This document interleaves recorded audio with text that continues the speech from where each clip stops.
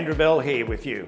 And as we are now into the new financial year, lots of stats and figures are emerging and a lot more to come. One stat I thought you might find of interest is that Queensland now leads the country in the total number of real estate transactions to June 2021.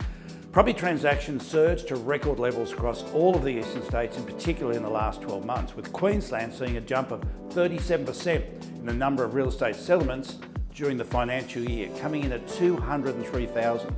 Now, New South Wales settlements climbed 26% to 218,000, and in Victoria they rose by just 11% to 198.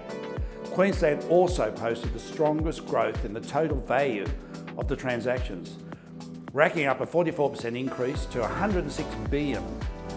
New South Wales recorded just a 27% rise, and Victoria rose a modest 8%. Those stats are pretty amazing when you consider Queensland has lower property values than Sydney and Melbourne, which is part of the reason why we've seen this move from the southern states. The rise in real estate prices in both Sydney and Melbourne means property is becoming more and more unaffordable there and making us more attractive. This unsurprisingly ties into the fact that the Gold Coast was the most popular destination amongst metro movers fleeing capital cities during the March quarter.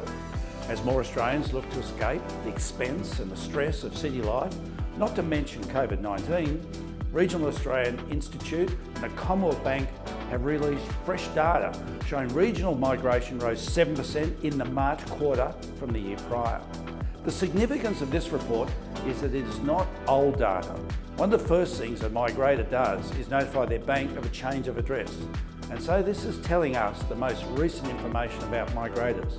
It comes from a database of 10 million people, and it is where they track people who've been at the same location for at least 6 months.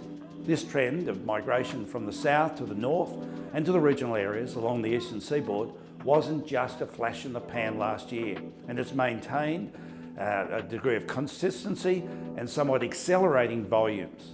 Every time someone moves to an area such as the Gold Coast, they tend to attract other family members and friends, which creates the multiplier effect.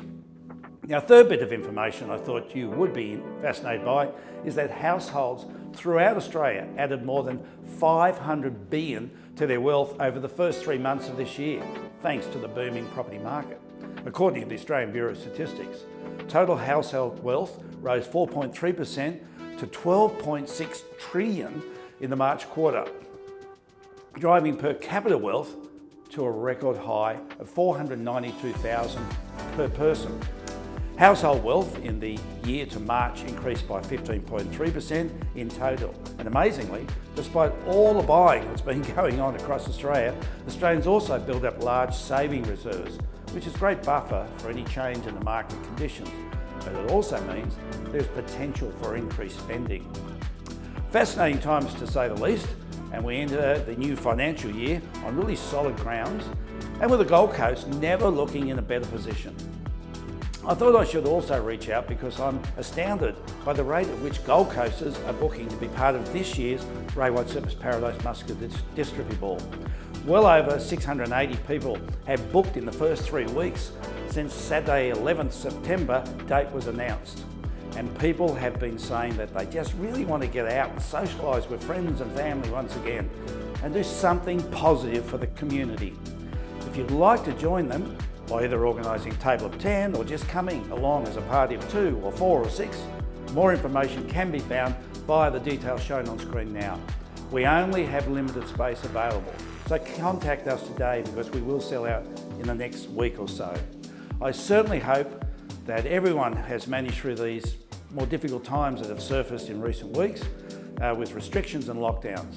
We're halfway through the winter season, not far off spring, so looking forward to happier days in the not too distant future. Please stay safe, be careful, and let's support one another.